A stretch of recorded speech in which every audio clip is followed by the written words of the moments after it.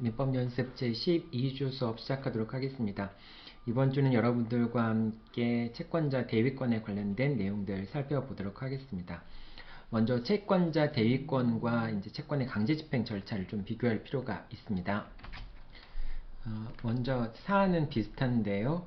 갑과 을, 병 세 가지 관계로 해서 설명하도록 하겠습니다. 갑이 채권자라고 얘기하고요. 그 다음에 을이 채무자입니다. 그리고 병은 제3채무자라고 얘기하죠. 자, 이 상황에서 이제 을이 병에 대해서 갖고 있는 채권, 요거를 이제 갑이 을에 대해서 갖고 있는 채권을 A 채권이라고 얘기를 하고요. 그 다음에 을이 병에 대해서 갖고 있는 채권을 B 채권이라고 한번 얘기해 볼게요. 자, 이 경우에 이제 채권자 갑이 자신의 A 채권을 실현하기 위해서 할 수 있는 방법은 두 가지 방법이 다 가능합니다. 채권자 대위권을 통해서 채무자의 책임 재산을 확보하는 방법도 있고요. 그 다음 또 이제 채권의 강제 집행 절차를 통해서 채권의 만족을 얻는 방법도 있죠. 자, 그런데 채권자 대위권을 통해서 비채권이라는 금전채권 책임 재산을 확보하는 방법은 사실상 채권자가 제3채무자한테 전부명령이나 추심명령을 받아서 금전을 청구하는 것, 특히 추심명령을 받아서 금전을 청구하는 것과 큰 차이가 없습니다. 자, 이 경우에 첫 번째, 갑은 압류 및 추심명령을 받아서 직접 병에게 이행을 청구하는 방법도 생각해 볼 수 있겠죠. 자, 그런데 갑이 압류 및 추심명령을 받지 않고 갑이 채권자 대위권을 행사해서 채무자가 갖고 있던 비채권이라고 하는 권리를 대신 행사하는 방법도 생각해 볼 수가 있습니다. 자, 근데 이 채권자 대위권이라고 하는 것은 채무자의 권리를 대신 행사할 수 있다라고 하지만은 그 피대위 권리가 금전 채권인 경우에는 갑이 직접 병에게 이행을 청구할 수가 있게 되겠죠. 그래서 병이 채무를 변제하면은 그 채무 변제를 수령할 수 있고 수령한 금액을 을한테 돌려줘야 되는데 자신이 갑으로부터 받을 수 있는 금액과 상계 처리를 함으로써 결과적으로 갑이 우선 만족을 이제 채권의 만족을 얻게 되는 그런 식의 방법이 채권자 대위권이라고 얘기할 수 있겠죠.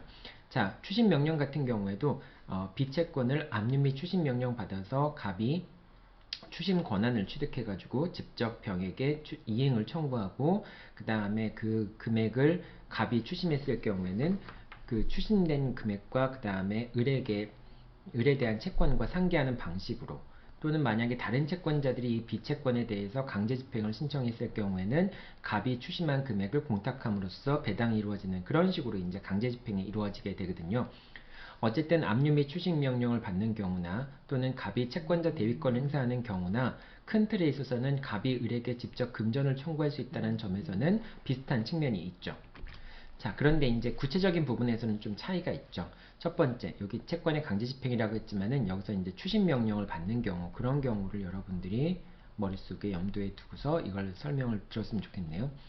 첫 번째, 채권자 대위권 같은 경우에는 실제법상의 그런 권한이기 때문에 집행 권한이 별도로 필요 없습니다. 즉, 집행문을 부여받을 필요가 없는 거죠.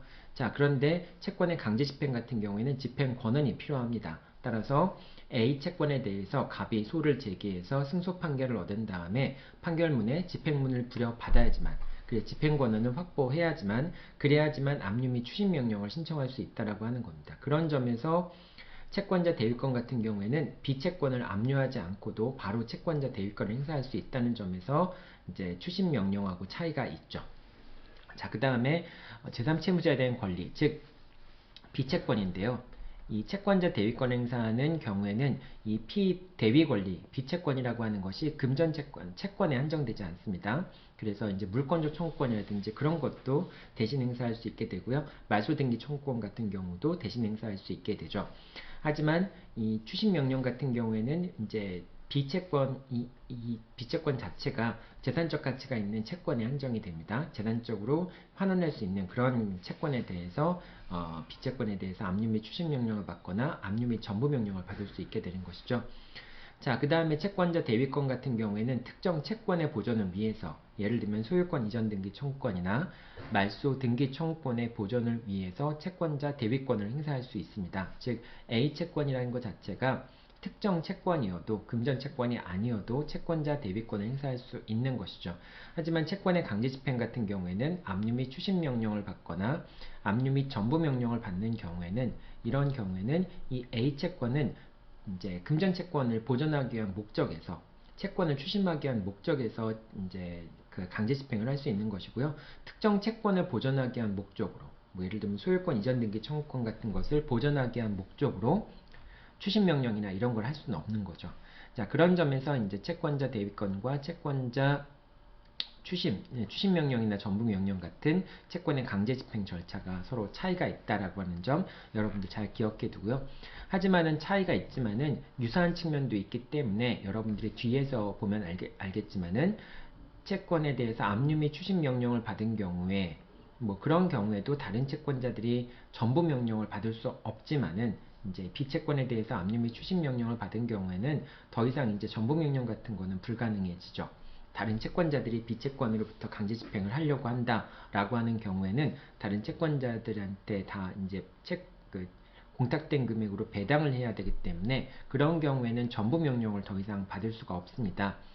자, 그런데 갑이 병에 대해서 채권자 대위권을 행사하고 그 사실을 채무자한테 통지한 경우에는, 이런 경우에도 다른 채권자들이 압류 및 전부 명령을 받을 수가 없어요. 그러니까 채권자 대위권을 한 경우에도 전부 명령을 받을 수가 없게 됩니다. 왜냐하면 채권자 대위권을 한 상태에서 다른 채권자가 전부 명령을 받아버리게 되면은 그럼 채권자 대위권을 행사한 것이 전혀 의미가 없게 되잖아요. 그래서 압류 및 추심 명령을 받은 경우에도 더 이상 전부 명령을 할 수 없지만은 채권자 대위권을 행사한 경우, 그래서 채무자가 그에 대한 통지를 받거나 채권자 대위권 행사 사실을 알게 되는 경우에도 전부 명령은 내려질 수 없다, 전부 명령은 무효이다 라고 하는 점도 결과적으로 채권자 대위권이나 이제 추심 명령 같은 것들이, 강제 집행 절차 같은 것들이 공통점을 갖고 있다라고 하는 걸 보여주는 하나의 예라고 볼 수 있겠죠. 지금 설명한 내용들은 뒤에서 이제 여러분들한테 이제 채권자 대위권 행사의 효과 부분을 설명을 하면서 다시 한번 설명을 하도록 하겠습니다. 자, 채권자 대위권의 요건 한번 살펴보도록 하죠. 채권자 대위권의 요건은 크게 소송 요건과 그 다음에 채권자 대위소송을 제기하기 위한 채권자 대위권 행사하기 위한 요건, 이건 이제 소송 요건이라고도 볼 수 있습니다. 그 요건과 그 다음에 실체법적인 요건, 이 두 가지 요건으로 구분해 볼 수 있습니다. 자, 채권자 대위권이라고 하는 것은 결과적으로 다른 사람의 권리를 대신 행사하는 겁니다. 즉 원래 B채권이라고 하는 채권은 채권자인 을이 행사하는 게 원칙이죠. 하지만 채권자 대위권 같은 경우에는 채권자가 아닌 갑이 을의 채권을 대신 행사하는 것에 해당합니다. 만약에 의무가 없다면은 이건 사무관리에 해당하는 그런 일이 되겠죠. 타인의 사무를 관리하는 거니까. 자, 그래서 타인의 사무를 그 권리자가 아닌 다른 사람이 처리하는 것은 상당히 신중해야 되겠죠. 내 권리를 다른 사람이 마음대로 막 행사할 수 있다라고 하는 것은 일반적으로 허용되면 안 되겠죠. 그래서 갑이 B채권을 행사하는 것, 즉 을의 재산을 대신 행사하는 것은 일정한 요건을 갖춘 경우에, 그것을 정당화할 수 있을 만한 사유가 있는 경우에 B채권을 대신 행사할 수 있도록 해야 되겠죠. 그런 사유가 무엇이냐? 요 네 가지 요건을 갖추게 되면은, 그러면은 갑이 을의 채권을 대신 행사하는 것을 정당화할 수 있는 상황이 존재한다 라고 얘기할 수 있습니다. 어떤 거냐? 갑이 을의 채권자입니다. 그리고 채권자인데 을이 채무를 변제하지 않아요. 근데 채무를 변제하지 않음에도 불구하고 이 을이라는 사람이 채무자가 B채권을 그러니까 자기 책임 재산을 보존하기 위한 조치를 취하고 있지 않는 거예요. 그러니까 자기가 갖고 있던 권리를 행사하지 않는 겁니다. 자, 이런 경우에는 채권자가 갑이 을의 권리를 대신 행사해서 을의 책임 재산을 확보하도록 하는 필요가 있겠죠. 즉 이렇게 채무자가 채무를 부담하고 있음에도 불구하고 채무를 이행하기 위한 절차를 취하지 않고 책임 재산을 확보하기 위한 절차를 취하지 않고 권리를 행사하지 않는 경우에, 그 권리를 채권자가 대신 행사할 수 있도록 하는 것이 정당화하는 사유가 존재한다고 볼 수 있겠죠. 따라서 이 네 가지 사유가 존재하게 되면은 결과적으로 채권자는 채무자가 갖고 있는 권리를 대신 행사할 수 있는 상황이 형성됐다. 요건이 충족되었다라고 얘기할 수가 있게 됩니다. 따라서 이 네 가지 요건을 갖추지 못하게 되면은 갑은 타인의 권리를 행사할 수 없게 되고 채무자의 권리를 행사할 수 없게 되고 만약에 소송을 제기했다 할지라도 소송을 제기할 수 있는 자격이 없으므로 각하가 돼야 되겠죠. 그래서 이 채권자 대위권의 실제법적인 네 가지 요건, 그러니까 채권자 대위권을 행사하기 위한 네 가지 요건은 소송 요건이 되면서 만약에 이 요건들을 갖추지 않으면은 법원은 직권으로 각하를 해야 됩니다. 채권자 대위 소송을 각하를 해야 됩니다. 자, 그 소송 요건 네 가지에 대해서 구체적으로 한 가지씩 살펴보도록 하죠. 첫 번째, 피보전 채권이 존재해야 합니다. 이제 A 채권이 존재해야 된다는 뜻이죠. 자, 성면 불상자가 채무자를 대위하여 성면 불상자의 채무자를 대위하여, 즉 을이 누군지를 몰라도 채권자 대위권을 행사하는 데는 큰 문제가 없습니다. 다만 을이 사망했거나 그 다음에 실존 인물이 아니라고 한다면은 결국은 을이 병에 대해서 비채권을 갖는 것이 불가능하잖아요. 따라서 을이 실존하지 않는 인물이거나 또는 사망한 인물인 경우에는 그런 경우에는 피보전 채권이 존재한다고 볼 수 없겠죠. 채권자 대위권을 행사할 수 없다라고 봐야 되겠죠. 자, 그 다음에 이제 두 번째는 피보전 채권의 변제기가 도래해야 합니다. 그래야지만 갑이 을의 책임 재산을 확보하기 위한 권리를 행사할 수 있겠죠. 다만 변제기가 도래하기 전이라고 한다면은 보존행위는 할 수 있고요. 법원의 허가가 있으면 보존행위 이외의 행위도 채권자 대위권을 통해서 행사하는 것도 가능하게 됩니다. 그 다음에 이제 보존의 필요성이 있는데요. 보존의 필요성이라고 하는 것은 채무자의 무자력인 거죠. 채무자가 무자력임에도 불구하고 책임재산을 보존하기 위한 조치를 취하지 않을 때 채권자 대위권을 행사하게 되고요. 채무자가 무자력인지 여부를 판단하는 것은 사실심 변론 종결 시점을 기준으로 판단을 합니다. 따라서 대위 소송을 제기할 시점에는 채무자가 무자력이었지만은 나중에 변론 종결 시점 전에 채무자가 자력을 회복하게 되면은 결과적으로 보존의 필요성이 없어지기 때문에 채권자 대위 소송은 각하를 해야 되겠죠. 자, 그 다음에 그 보존의 필요성인 경우에 특정 채권을 보존하기 위한 목적으로 채권자 대위권 행사하는 경우에는 무자력이 요구되지 않습니다. 그래서 이제 특정 채권을 보존하기 위한 경우에는 무자력의 요건을 갖추지 않더라도 채권자 대위권을 행사할 수 있게 되고요. 이 특정 채권이라고 하는 것은 소유권 이전 등기 청구권이나 말소 등기 청구권 같은 그러한 권리도 되지만은 금전 채권 같은 경우도 피보존 채권이 되는 경우들이 있어요. 예를 들면은 이제 국가, 이제 피해자가 있는데 피해자가 국가에 대해서 손해배상 채권을 갖고 있어요. 의사가 피해자에 대해서 진료채권을 갖고 있고 피해자가 국가에 대해서 이제 보상금 청구권을 갖고 있을 때 이때 만약에 피해자가 진료비 채무를 이행하지 않으면은 채권자는 피해자를 대신해서 국가한테 보상금의 지급을 청구하는 채권자 대위권을 행사할 수 있거든요. 근데 이 진료비 채권이라고 하는 거는 금전채권이죠. 이런 금전채권을 위해서도 채권자 대위권을 행사할 수 있습니다. 즉 피해자가 무자력인지 여부와 상관없이 결과적으로 이 보상금 청구권과 진료비 청구권이라고 하는 것은 밀접한 관계가 있잖아요. 이제 그런 경우라고 한다면은 금전채권을 위해서도 무자력을 요구하지 않고 채권자 대위권을 행사할 수 있는 경우도 있긴 있습니다. 자, 그 다음에 이렇게 피보존 채권이 존재해야 되고 변제기가 도래해야 되고 그 다음에 보존의 필요성이 있어야 되는데 그 채무자가 권리를 불행사해야 됩니다. 즉 피대위 권리를 채무자가 행사하지 않고 있어야 됩니다. 자, 채무자가 권리를 행사했으면 더 이상 왜 권리를 행사하지 않냐라고 얘기할 수 있는 근거가 없어지게 되잖아요. 따라서 채무자가 권리를 행사하는 경우에는 일단 채권자 대위 소송을 각하해야 되겠죠. 자, 근데 채무자가 이미 소를 제기한 경우, 이미 소를 제기한 경우에는 이제 소를 제기한 다음에 다시 또 그 똑같은 소송물에 대해 소를 제기한 거니까 이거는 중복 소송의 문제가 제기될 수 있고요. 소송 계속 중에 채권자 대위 소송을 제기하면은 중복 소송의 문제가 되거나 또는 을이 병을 상대로 해서 소를 제기해서 승소한 다음에 판결이 확정된 다음에 채권자 대위 소송을 제기하는 것은 기판력. 이제 이미 판결이 내려진 것에 대해서 다시 한번 소송으로 다투는 것이니까 기판력의 문제에 해당할 수 있습니다. 근데 채무자가 이미 소를 제기한 경우에는 채무자가 권리를 행사했다는 차원에서 각하가 될 수도 있고요. 또는 중복소송이나 기판력의 문제에 의해서 각하가 될 수도 있다라고 하는 것. 그러니까 채무자가 소를 제기한 것은 채무자의 권리 행사로서 의미가 있고 그것으로 인해서 채권자 대위 소송이 각하될 수도 있고 또는 이제 중복소송이나 기판력의 문제 때문에 채무자의 대위 소송이 각하되거나 또는 기각될 수도 있다라고 하는 겁니다. 자, 만약에 채무자가 제기한 소송이 계속 중에 채권자 대위 소송이 제기된 경우에는 각하가 되고요. 그 다음에 기판력의 문제인 경우에는 각하가 될 수도 있고요. 만약에 채무자가 승소를 했을 경우에는 그런 경우에는 다시 소를 제기하는 경우에는 각하 사유가 되고요.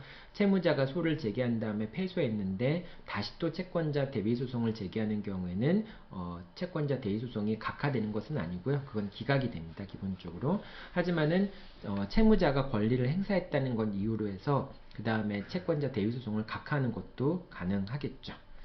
자, 여기까지가 채권자 대위 소송을 제기하기 위한 채권자 대위권을 행사하기 위한 절차적인 요건들이었습니다. 이 네 가지 요건이 갖춰져야 채권자는 채무자의 영역에 개입해서 채무자의 권리를 대신 행사할 수 있게 되는 것이죠.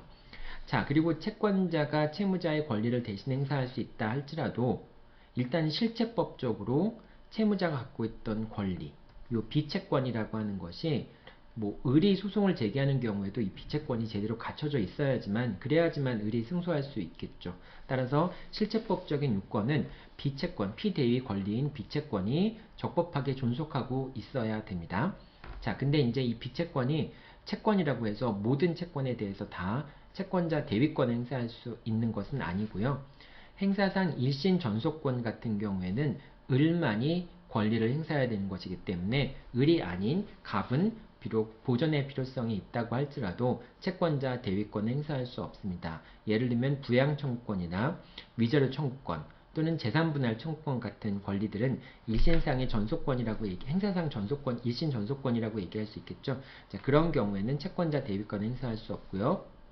그 다음에 압류가 금지되어 있는 채권 같은 경우에는 당연히 채권자한테 지급되도록 하는 그런 금전, 임금 채권 같은 걸 얘기하죠. 아니면 이제 보상금, 유족 보상금이라든지 그런 거에 해당하는 것이죠. 반드시 지급되도록 하는 그런 채권 같은 경우에는 압류가 금지가 되죠. 이런 압류가 금지된 채권에 대해서는 이제 예를 들면 이 비채권 자체가 이제 임금채권이라고 하는 경우, 임금채권은 사실 2분의 1 범위 내에서 압류가 금지가 되잖아요. 이 압류가 금지되는 거라든지 또는 보상금이라든지 유족 보상금 이런 것처럼 보상금 같은 경우에는 이런 경우에는 압류가 금지되니까 이 압류가 금지된 것에 대해서 갑이 을한테 지급되도록 하기 때문에 압류가 금지된 것이잖아요. 근데 그거를 이제 채권자가 대위 행사하게 되면은 압류를 금지한 그런 취지에 어긋나게 되는 거죠. 아까 여러분들 앞에 설명했지만은 채권자 대위권 행사하는 것이나 또는 압류 및 추심명령, 압류 및 전부명령을 행사하는 것이나 거의 비슷하다고 그랬죠. 따라서 채권의 강제 집행을 할 수 없는 그런 채권에 대해서 채권자 대위권을 행사할 수 있도록 한다면은 그러면 결과적으로 압류를 금지하는 것의 취지에 어긋나게 되겠죠. 따라서 압류금지 채권 같은 경우에는 대위할 수가 없게 됩니다. 그리고 그 채권자 대위권의 피대위 권리가 될 수 있는 권리 중에는 형성권이나 채권자 대위권 자체도 다시 또 채권자 대위권을 행사할 수 있어요. 채권자 대위권을 행사하는 채무자의 채권자 대위권을 다시 또 채권자가 행사할 수가 있습니다. 그리고 채권자 취소권도 피대위 권리에 해당할 수가 있습니다. 자, 공유물 분할 청구권 같은 경우에도 피대위 권리가 될 수 있습니다. 그러니까 예를 들면 이제 이런 경우가 되겠죠. 갑과 을이 공유하고 있는데 X 부동산을 공유하고 있는데 이 중에서 병이 을의 채권자예요. 자, 병이 을의 채권자일 때 이 병이란 사람이 을에 대한 채권을 갖고 이제 아까 A 채권을 갖고 그 다음에 을이 다른 공유자들에서 갖고 있는 공유물 분할 청구권. 이건 이제 비란 채권은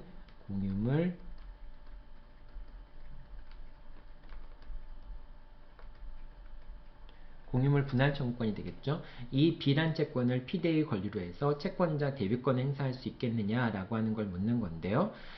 이 공유물 분할 청구권도 행사상의 일심 전속권이라든지 그런 일심 전속권이라고 볼 수 없겠죠. 자, 그렇기 때문에 병은 을에 대한 A 채권을 P 보전 채권으로 해서 을이 병에 대해서 갖고 있는 채권을 P 대위 권리로 해서 공유물 분할 청구권을 P 대위 권리로 해서 채권자 대위권을 행사하는 것은 가능합니다. 하지만 이 A 채권이 금전 채권인 경우에는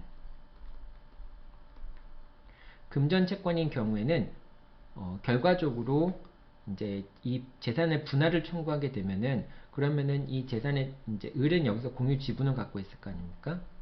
공유 지분이 을의 책임 재산이 되겠죠. 근데 이 공유물을 분할하는 것과 분할하지 않고 공유 지분의 형태로 갖고 있는 것 사이에 책임 재산의 크기가 달라지지 않겠죠.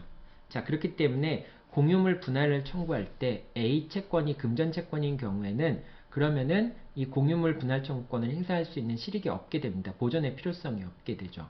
그런데 만약에 뭐 예를 들면 병이 X 토지에 대한 뭐 인도 청구권 같은 것을 뭐 갖고 있다라고 했을 때 그런 특정 채권을 보존하기 위한 차원에서 을의 공유물 분할 청구권을 이제 행사하는 경우, 뭐 아니면은 을과 병이 X 토지 전부에 대해서 매매 계약을 체결하고 병이 을에 대해서 소유권 이전 등기 청구권을 갖고 있는 경우, 그런 경우와 같이 이제 특정 채권을 보존하기 위한 목적에서는 공유물 분할 청구권을 대위 행사할 수 있다고 봐야 되겠죠. 그래서 결론적으로 정리하면은 공유물 분할 청구권도 채권자 대위권의 피대의 권리가 될 수 있지만은 그럴 때 피보전 권리가 금전 채권인 경우에는 이거를 분할하나 분할하지 않으나 채무자의 책임 재산의 크기는 변동이 없으니까 그 경우에는 보전의 필요성이 인정되지 않지만은 A 채권이 특정 채권인 경우에는 보전의 필요성만 인정된다면은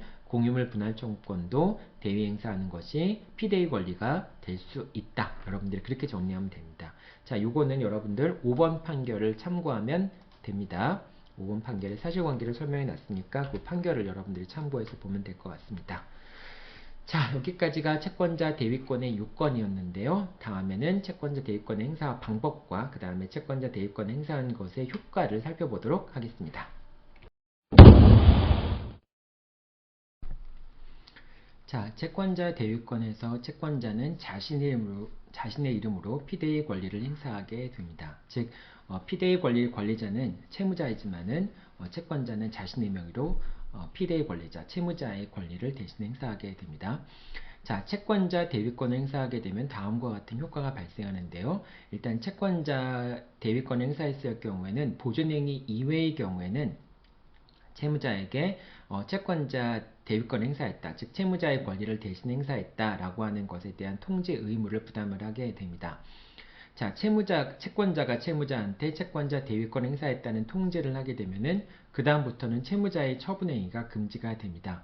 즉 채무자의 처분행위라고 하는 것은 채무자가 제3채무자에 대해서 갖고 있던 이 피대위 권리에 대해서 소멸시키거나 그럴 수 없다, 변경시킬 수 없다라고 하는 것을 의미합니다. 자, 근데 이제 어떤 것이 처분행위인가라고 하는 것인데 처분행위에 해당하지 않는 것들을 여러분들이 잘 봐둬야 되겠죠. 예를 들면은 계약을 합의해제하거나 합의해제하는 건 당연히 이제 그 채권 대위 권리를 소멸시키는 거니까 당연히 합의해제 같은 건 허용되지 않겠죠. 자, 그런데 요 갑이라고 하는 건 채권자라고 하고요. 을은 채무자, 그 다음에 병은 제3 채무자라고 한번 생각해 보죠. 자, 이 경우에 만약에 병의 채무 불이행을 이유로 해서 을이 계약을 해지하는 경우, 이 채무 불이행을 이유로 해서 을이 계약을 해지하는 것, 이것은 피대위 권리에 대한 처분행위라고 볼 수 없겠죠. 병이 채무를 불이행해서 결과적으로 을이 계약을 해지한 것이니까 을의 계약 해지권까지 제한할 수는 없는 것이죠. 따라서 채무자는 제3채무자의 채무 불이행을 이유로 계약을 해지할 수가 있습니다. 병도 마찬가지가 되겠죠. 을의 채무 불이행을 이유로 계약을 해지할 수도 있겠죠. 을의 채무 불이행 자체가 채무 불이행했다. 얘가 채무 불이행한 것, 을이 채무를 불이행한 것 자체가 결과적으로 피대위 권리의 처분행위에 해당한다라고 볼 수 없습니다. 자, 판례에 나타난 경우는 지금 요거를 바꿨는데요. 제3채무자가 을의 채무 불이행을 이유로 해서 계약을 해지한 경우가 이제 판례에 나타난 경우인데요. 그때 을이 채무를 불이행했다라고 하는 점은 병이 계약을 해지함에 있어서 그 을의 처분행위라고 볼 수 없습니다. 그러니까 을의 채무 불이행을 이유로 해서 병이 계약을 해지해서 결과적으로 피대위 권리가 소멸했다고 할지라도 을이 채무 불이행하는 것 자체가 뭐 고의적으로 피대위 권리를 소멸시키기 위해서 을이 채무 불이행을 한 경우가 아니라고 한다면은 채무 불이행 자체가 처분행위라고 볼 수는 없는 거죠. 그렇기 때문에 을의 채무 불이행을 이유로 해서 병은 적법하게 계약을 해지할 수 있고, 그랬을 경우에는 피대위 권리가 사라지게 되는 것도 가능하죠. 사라지게 될 수도 있죠. 자, 그 다음에 채권자 대위권 행사했다고 해서 병의 을에 대한 변제가 금지되는 것은 아닙니다. 따라서 갑이 을의 권리를 대신 행사했다고 할지라도 병은 을에게 채무를 변제할 수가 있게 됩니다. 그리고 이거는 이제 여러분들이 채권 압류 및 추심 명령과 비교를 해봐야 되는데요. 압류 및 추심 명령 같은 경우에는 압류가 돼 있기 때문에 병이 을에게 채무를 변제하는 것이 더 이상 허용되지 않죠. 자, 그리고 만약에 채권자 대위권을 행사했을 경우에는 다른 채권자의 피대위 권리에 대한 압류 및 전부 명령은 허용되지 않습니다. 압류 및 전부 명령을 허용해 버리면은 여기 아까 이 채권을 A 채권이라고 얘기했고요. B 채권이라고 얘기했는데, 채권자 대위권을 행사해서 이 B 채권을 실현하려고 하는 갑이 실현하려고 하는데, 그런데 제3자가 이 B 채권에 대해서 전부 명령을 받아버리면은 채권자 대위권을 행사하는 게 의미가 없게 되잖아요. 따라서 근데 이제 뭐 예를 들면 채권자가 정이라는 채권자가 있다. 을의 채권자 중에 정이라는 채권자가 있다. 라고 하면은 이 정은 B 채권에 대해서 압류 및 추심 명령을 받는 것은 가능해요. 압류 및 추심 명령을 받는 것은 가능합니다. 왜냐하면 압류 및 추심 명령 같은 경우에는 다른 채권자들이 나도 이 A, B 채권으로부터 채권을 실현시키고 싶다, 채권의 만족을 얻고 싶다라고 해서 배당 요구를 하거나 그러면은 다른 채권자들도 이 배당 요구를 하게 되면 정은 추심 명령을 받아서 B 채권을 이제 추심받았다 할지라도 그것을 법원에 공탁해야 되고요. 법원에 공탁하게 되면 그 다음부터는 배당 절차가 진행되기 때문에 갑은 그 배당 절차에 참여해서 자기 몫의 그 채무를 변제를 받을 수가 있게 되겠죠. 그런데 만약에 정이 저 B 채권에 대해서 압류 및 전부 명령을 받아버리게 되면은 결과적으로 B는 더 이상 그 B 채권으로부터 채권의 만족을 얻지 못하게 되죠. 자, 그렇기 때문에 채권자 대위권 행사하게 되면은 그 다음부터 그 채권자 대위권 행사의 사실이 을한테 통지가 된 다음부터는 이제 을의 채권자들이 그 비채권에 대해서 압류 및 전부 명령을 받는 것은 금지된다라고 하는 겁니다. 압류 및 전부 명령이라고 하는 것은 사실상 전부 명령에 의해서 비채권으로부터 정이 우선적으로 만족을 얻는 것과 마찬가지잖아요. 그렇기 때문에 다른 채권자들이 비채권에 대해서 압류를 했거나 배당 요구를 했거나 그랬을 경우에는 정의 명의로 이제 정의 명의로 이루어진 전부 명령은 무효가 됩니다. 자, 그런 것처럼 갑이라는 사람이 채권자 대위권 행사하고 있는 경우에는 비채권에 대한 전부 명령은 허용되지 않는다라고 봐야 되겠죠. 자, 일단은 채권자 대위권 행사에서 채권자가 제3채무자로부터 급부를 수령했을 때 그 급부 결과는 당연히 채무자한테 귀속이 되겠죠. 왜냐하면 채무자의 권리를 대신 행사한 것에 불과하니까. 자, 다만 이제 금전이나 그 채무자가 수령을 거절한 경우에는 채권자가 수령 권한을 갖게 되는데요. 특히 금전 같은 경우에는 채권자가 직접 그 금전을 수령할 수가 있게 되겠죠. 자, 결과적으로 이제 압류 및 추심 명령을 받게 되면은 갑은 추심 권한을 갖게 됩니다. 추심 권한은 채무를 추심할 수 있는 그런 권한을 얘기하는 것이기 때문에 추심 권한을 갖는다고 해서 이 비채권 자체가 갑한테 귀속되는 건 아니에요. 비채권은 여전히 을한테 귀속돼 있습니다. 그래서 그 변제 수령 권한 같은 것은 독자적인 권한이 아닙니다. 이제 변제 수령 권한 같은 건 독자적인 권한이 아닌 거죠. 마찬가지로 이제 채권자 대위권을 행사할 때 갑이 병에 대해서 이제 직접적으로 채무의 이행을 청구할 수 있겠죠. 추심할 수 있는 그런 권한이 있으니까 채권자 대위권을 행사하는데, 이 추심할 수 있는 권한이라고 하는 것은 독자적인 권리가 아닙니다. 그렇기 때문에 이 변제 수령 권한에 대해서 뭐 압류 명령이나 이런 걸 할 수도 없어요. 이 추심 명령이나 마찬가지인 겁니다. 추심 명령 같은 경우에도 갑이 을한테 추심을 할 수 있지만은 그 추심 권한 자체가 독자적인 권리나 그런 건 아니고, 비채권은 여전히 을한테 귀속되어 있는 거죠. 채권자 대위권의 경우에도 마찬가지입니다. 다만 이제 수령한 금전 같은 경우에는 이제 채권자 대위권 행사에서 제3채무자로부터 금전을 직접 수령한 경우에는 그 금전으로 금전을 채무자한테 반환해야 되지만은 채무자한테 반환해야 되는 채무와 그 다음에 갑이 을로부터 받아낼 수 있는 A 채권을 서로 상계하는 식으로 해서 갑이 만족을 얻을 수는 있게 됩니다. 자, 여기까지가 채권자 대위권의 행사 방법과 행사 효과에 관한 설명이었습니다. 자, 다음은 채권자 대위권 행사할 때 병이 어떤 항변을 할 수 있는지 내용들을 중심으로 살펴보도록 하겠습니다. 자, 채권자가 채권자 대위권을 행사하는 경우에 제3채무자 같은 경우에는 채권자 대위권을 행사한다고 해서 더 불이익한 지위에 빠져서는 안 되겠죠. 즉, 병이 있을 때 채권자가 직접 을의 권리를 대신 행사할 때, 요 A채권과 B채권이 있을 때, B채권을 대신 행사할 때 제3채무자인 병은 을에 대해서 주장할 수 있는 사유를 당연히 갑에 대해서도 다 주장할 수 있겠죠.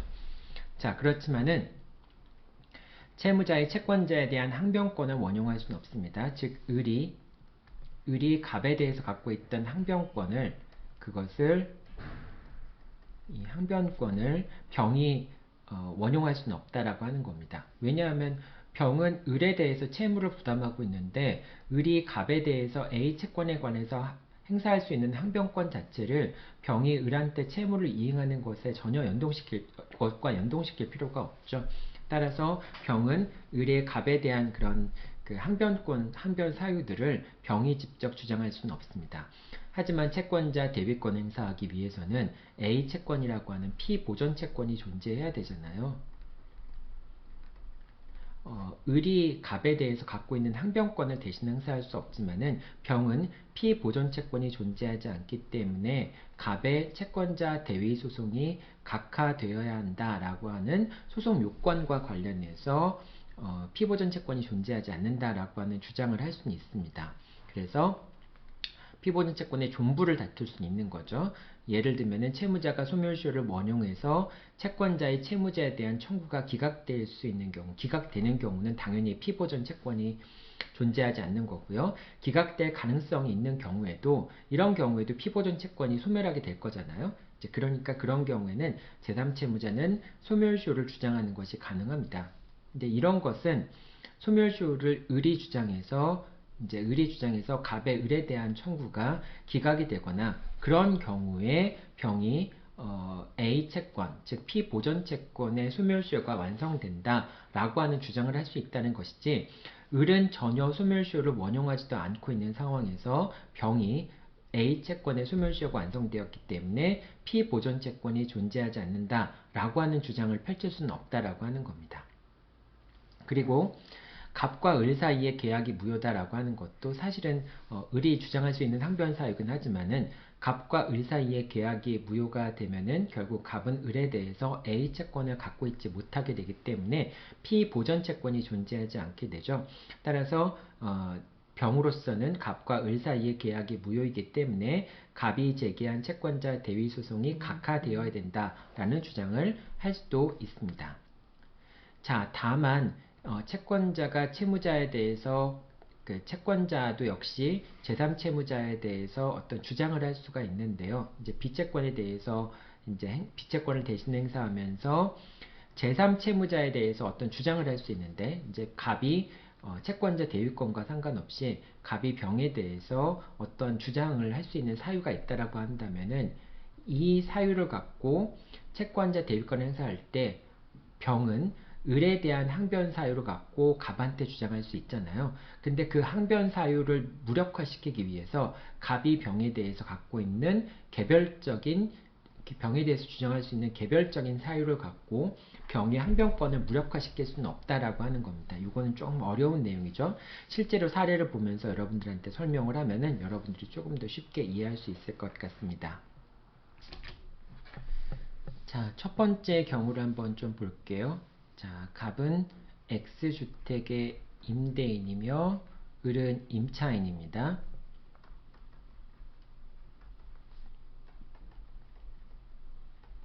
임차인입니다. 을은 병에게 주택 임대차 보증금 반환 채권에 대해서 질권을 설정했습니다. 임차인 을은 갑에 대해서 보증금 채권이 있을 거 아닙니까? 그 보증금 채권에 대해서 병이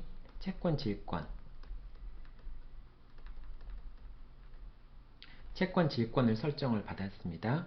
병은 채권의 질권의 실행을 위해서 갑을 대위해서 을에게 X주택의 반환을 청구했습니다. 대위한 거죠. 대위해서 결과적으로 대위한 것은 채권 질권을 설정한 거니까 직접 질권자의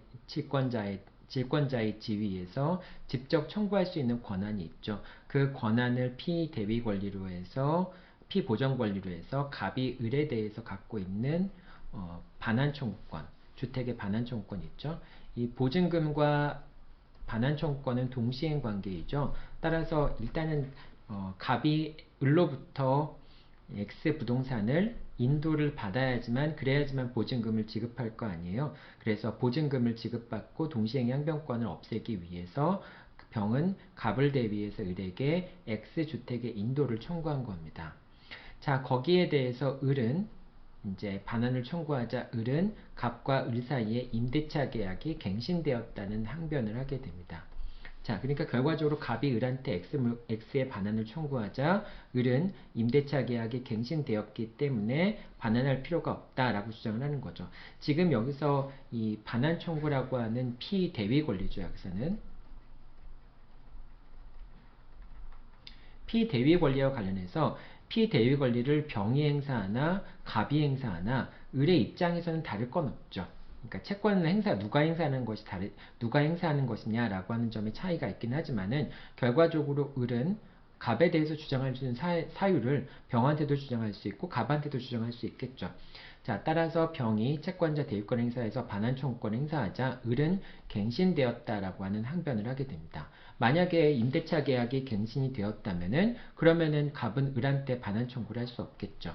자, 그러자 병은 뭐라고 얘기하냐면은 채권 질권을 설정하면서 만약에 그 갑과 을 사이에 임대차 계약이 체결되면은 병의 동의를 받기로 하는 것을 을과 병이 합의를 한 겁니다. 임대차 계약이 갱신되는 경우에는 을의 이제 병의 동의를 받기로 한다라고 하는 합의를 한 거예요. 근데 그 합의를 했는데도 불구하고 병의 동의를 갑이 이제 병의 사전 동의 또는 사후 동의를 받지 않았으므로 임대차 계약의 갱신을 주장할 수 없다라고 병이 주장하는 겁니다. 자, 여기서 여러분들이 조금 어려울 수 있는데요. 채권자 대위권 행사하는 것은 결과적으로 병과 갑이 같은 거예요. 그러니까 병이 갑을 대신해서 반환 청구권을 대신 행사하는 겁니다. 자, 그런데 이 갑과 을 사이에 임대차 계약이 갱신되었는지 여부는 갑과 을 사이를 기준으로 판단해야 되겠죠. 왜냐하면 피대의 권리가 존재하는지 여부를 따지는 거니까. 근데 임대차 계약이 갱신되기 위해서는 병의 동의를 얻어야 된다라고 하는 것은 이 채권자 대위권의 관계가 아니라 병과 을 사이의 관계인 것이죠. 채권 질권을 설정하면서 병과 을 사이에서 합의한 내용인 것이죠. 그거는 갑의 권리를 대위 행사함에 있어서 갑이 주장할 수 없는 사유잖아요. 예를 들면은 마치 병이 이제 을의 동의를 얻어서 사전 동의나 사후 동의를 얻어서 갱신할 수 있다라고 하는 것은 갑이 을한테 반환 청구를 했는데 그런데 을이 갱신 청구를 이제 갱신 요구를 하니까 그때 갑이 뭐라고 주장하냐면은 을은 병과 임대차 계약을 갱신할 때 병의 동의를 받기로 하지 않았냐? 그러니까 너는 나한테 임대차 계약이 갱신되었다는 주장을 할 수 없다. 라는 주장을 하는 것과 마찬가지예요. 자, 여러분들 그러니까 갑이 을한테 반환 청구를 하자 을이 임대차 계약에 갱신되었다는 주장을 하는데 거기에 대해서 갑이 을과 병 사이에 질권 계약을 설정하면서 병의 동의를 얻지 않으면 임대차 계약을 체결할 수 없다라고 하는 합의를 했으니까 그러니까 너는 나한테 갱신되었다는 주장을 할 수 없다라는 주장을 하는 거. 이거는 말이 안 되잖아요. 왜 그 갑과 을 사이에 임대차 계약이 갱신됐는지 여부는 갑과 을 사이의 합의를 기준으로 판단을 해야 되는 것이지 병과 을 사이에 임대차 계약 갱신을 위해서 어떤 합의를 했는지 자체가 갑이 그걸 주장할 수는 없는 거잖아요. 마찬가지로 채권자 대위권 행사하는 것은 결과적으로 갑의 권리를 병이 대신 행사하는 거니까 갑의 지위와 동일하다고 보면 돼요. 그런데 갑이 주장할 수 없는 것을 병이 주장할 수 없는 것이죠. 그런데 갑과 을 사이에 임대차 계약을 갱신하기 위해서는 병의 동의를 얻어야 된다라고 하는 것은 을과 병 사이의 관계이기 때문에 갑이 주장할 수 없는 사유예요. 갑이 주장할 수 없는 사유는 채권자 대위권 행사하는 병도 주장할 수 없다라고 하는 겁니다. 그래서 이런 경우에 병과 을이 합의한 사안 같은 경우에는 그거는 병의 을에 대한 개인적인 관계에서 주장할 수 있는 것이기 때문에 갑을 대비해서 갑의 권리를 행사하는 병이 주장할 수 있는 것, 갑의 입장에서 주장할 수 있는 건 아니라고 하는 겁니다. 결과적으로 여기서 임대차 계약의 갱신을 위해서 병의 동의를 얻어야 된다라고 하는 것은 채무자가 채권자가 제3채무자에 대해서 갖고 있는 사유를 직접 이제 을에 대한 청구에서 재항변 사유를 주장하는 것과 마찬가지이기 때문에 이거는 허용되지 않는다라고 얘기하는 겁니다. 밑에 거를 보면 조금 더 이제 뭐 분명해질 수도 있겠죠. 여러분들이 이게 되게 이해하기 어려운 부분인 건 알아요. 근데 어쨌든 좀 다시 한번 정리를 해가면서 여러분들 듣기 바랍니다. 두 번째 건 뭐냐면은 이제 갑과 을이 X에 대해서 매매 계약을 체결했어요. 그래서 을의 이름으로 가등기를 해뒀습니다. 근데 이제 계약이 해제되면서 이 가등기는 효력을 상실하겠죠. 그래서 다시 을이 병한테 X를 매도했어요. 근데 X를 매도하고 병의 을에 대한 소유권 이전 등기 청구권을 보존하기 위해서 가등기를 해야 되겠죠. 근데 이제 가등기를 하니까 다시 또 기존의 가등기를 말소하고 다시 병의 명의로 가등기를 하는 것이 번거로우니까 가등기 이전에 부기등기를 하는 것으로 무효등기 유용을 하게 됩니다. 가등기 이전에 부기등기를 하는 것으로 그런 것으로 이제 당사자가 합의를 하는데 그런데 이제 이렇게 돼서 갑을 병이 서로 3당사자가 무효등기에 유용을 하기로 합의를 했어요. 그런데 가등기 이전에 부기등기를 하기 전에 가등기 이전에 부기등기를 하기 전에 갑의 채권자인 정이 X에 대해서 가압류를 해뒀습니다. 가압류라고 가압류 등기가 이루어졌어요. 우리가 여러분들 무효등기 유형 부분에서 공부했지만은 이제 무효등기 유형도 당연히 무효등기 유형에 의해서 무효인 등기가 유효하게 될 수 있지만은 하지만은 무효등기 유형에 대한 등기 즉 이제 이런 경우에는 가등기 이전에 부기등기가 맞춰지기 전에 제3자가 등기상 이해관계를 취득한 경우에는 무효등기 유형에 대한 합의를 제3자한테 주장할 수 없다라고 얘기를 하죠. 자, 이 경우에 채권자인 정이 갑을 대위해서 병에게 등기의 말소, X에 대한 가등기가 무효다라고 하는 것을 주장할 수 있겠는가라는 부분을 묻는 겁니다. 자, 일단은 여러분들이 이 문제를 판단하기 위해서는 갑이 무효등기 유형에 대한 합의를 했고 병 명의로 가등기 이전에 부기등기가 맞춰진 상태에서 갑이 병한테 가등기의 말소를 청구할 수 있습니까? 없습니까? 가등기의 말소를 청구할 수 없죠. 왜냐하면 갑, 을, 병은 무효등기 유형을 하기로 하는 합의를 했잖아요. 합의를 해놓고서 갑이 병한테 등기의 말소를 청구할 수 없겠죠. 가등기 이전에 부기등기가 있기 전에는 갑이 병을 상대로 해서 등기의 말소를 청구할 수도 없어요. 병과 을 같은 경우도 갑을 병 사이에 무효등기 유형에 대한 합의가 있었음을 이유로 해서 가등기의 말소를 거절할 수가 있습니다. 즉 갑은 병과 을에 대해서 가등기의 말소를 청구할 수 없어요. 자, 그렇기 때문에 정이 갑에 대해서 채권을 갖고 있다 할지라도 갑이 을이나 병에 대해서 말소 등기를 청구할 수 없죠. 그러니까 여기서는 뭐가 없어요? 피대위 권리가 없는 겁니다. 피대위 권리, 이 가등기를 말소할 수 있는 피대위 권리가 없는 거예요. 자, 그렇기 때문에 정은 병을 대위해서 이제 정은 갑을 대위해서 병에게 가등기의 말소를 청구할 수 없게 되겠죠. 자, 만약에 정이 갑을 대위해서 병에게 가등기의 말소를 청구한다면 병은 어떤 항변을 하겠어요? 병은 무효등기의 유용에 대한 합의가 있었기 때문에 가등기의 말소를 청구할 수 없다라고 하는 주장을 펼치겠죠. 자, 그때 정이 뭐라고 주장하냐면은, 야, 무효등기 유용에 대한 합의는 이해관계에 있는 등기부상 이해관계에 있는 제3자가 있을 경우에는 무효등기 유용에 대한 합의를 주장할 수 없다. 그렇기 때문에 너는 나에게 무효등기 유용에 대한 합의를 주장할 수 없다. 라고 정의 주장할 수 있겠는가? 라고 하는 걸 문제 삼는 건데요.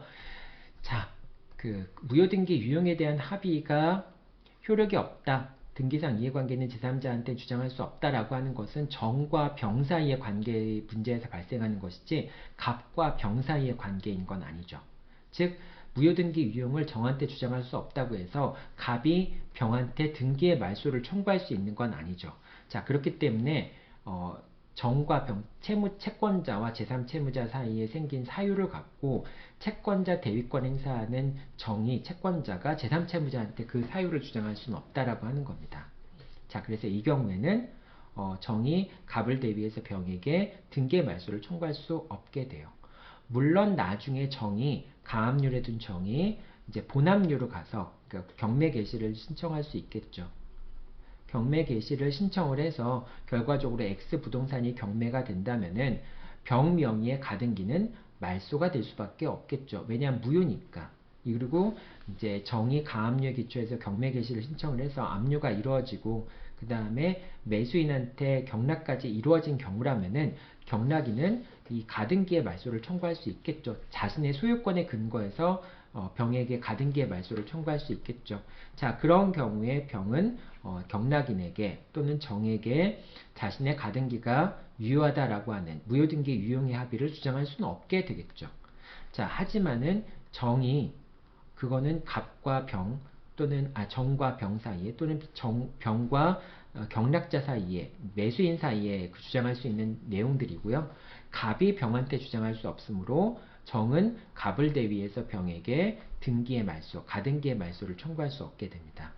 여러분들 요거는 조금 어려운 문제이기 때문에 사례 문제까지 나오기에는 조금 너무 깊은 문제인 것 같아요. 하지만 객관식 문제에는 이런 내용들이 나오니까요. 특히 채권자 대위권 부분에서는 채권자 대위권 행사하는 채권자는 제3채무자에 대한 사유를 가지고 채권자 대위권 행사하면서 제3채무자한테 주장할 수 있는 사유를 갖고 제3채무자에게 그러니까 개인적으로 주장할 수 있는 사유를 갖고 제3채무자에 대해서 재항변 사유를 삼을 수 없다라고 하는 거 그걸 이제 여러분들이 시험 문제 가끔 나오긴 하거든요. 그래서 그거 관련해서 기억해 두면 좋습니다. 이거는 판례 18번하고 판례 17번이 있으니까 여러분들이 좀 더 자세한 내용을 알기 원하는 학생들은 판례 17번하고 18번을 참고하기 바랍니다.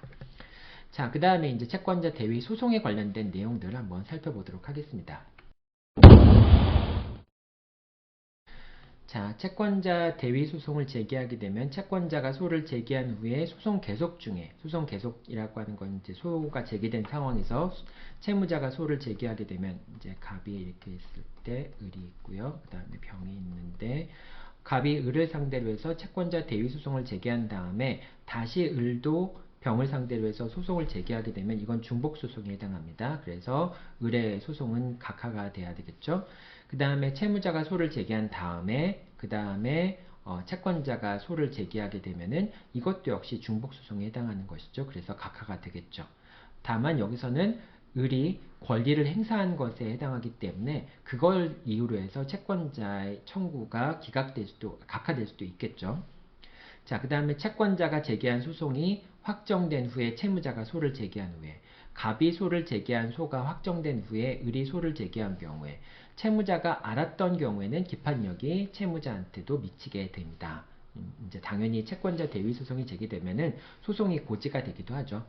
자, 그래서 갑이 소를 제기해서 판결을 받은 다음에 을이 소를 제기하면은 기판력이 을한테 미치니까 기판력이 미치는 경우에는 패소한 자가 다시 소를 제기하는 경우에는 기각이 되고요. 승소한 자가 다시 소송을 제기하는 것은 각하사유가 됩니다. 따라서 갑이 승소한 다음에 을이 다시 소송을 제기하면은 그거는 을의 청구는 각하가 될 거고요. 갑이 패소한 다음에 을이 다시 소송을 제기하게 된다면은 을이 제기한 소송은 기각이 되겠죠. 자, 마찬가지로 채무자가 제기한 소송이 확정된 후에 채권자가 소를 제기하는 경우에 채무자가 패소한 다음에 채권자가 다시 소를 제기하면은 기각이 될 거고요. 을이 패소한 다음에 승소한 다음에 갑이 다시 소를 제기하면은 그거는 각하가 되겠죠. 자, 그 다음에 이제 마지막으로는 채권자가 채권자 대위소송에서 피보전 채권이 존재하지 않는다는 이유로 패소하였더라도, 그러니까 아까 요 A 채권이 존재하지 않는다는 이유로 A 채권이 존재하지 않으면 각하가 되겠죠. 그 각하가 되었다는 이유로 해서 갑의 을에 대한 A 청구 소송에 대해서 채권자가 채무자를 상대로 제기한 소송에 기판력이 미치지 않는다라고 하는 겁니다. 즉 A 채권이 존재하지 않는다. 그렇기 때문에 갑의 병에 대한 채권자 대위 소송이 각하되었다고 하더라도 갑의 을에 대한 소송이 영향을 받지 않는다라고 하는 겁니다. 기판력이 미치지 않는다라고 하는 겁니다. 이거는 이제 소송 자격 요건에 관련된 판단이었기 때문에 그렇다고 볼 수 있겠죠. 자, 여기까지가 채권자 대위권에 관한 설명이었습니다. 채권자 대위권에 관한 설명이 많지는 않지만은 좀 어려운 내용들이 조금 있었죠. 여러분들이 어쨌든 사례 문제에도 계속 채권자 대위권이 선택형 문제에도 채권자 대위권이 나오니까 이 내용들 중심으로 해서 잘 확인해 보고요. 그 다음에 지난 시간부터 여러분들한테 판례를 제공하고 있으니까 여러분들 좀 더 깊이 있는 내용들을 보기 원하는 학생들은 뭐 교과서에 다 나와 있는 판결이긴 하겠지만 이 판결들을 보면서 더 깊이 있는 공부를 하기 바랍니다. 네, 여러분들 수고했습니다. 다음 주 화요일 날 만나겠습니다.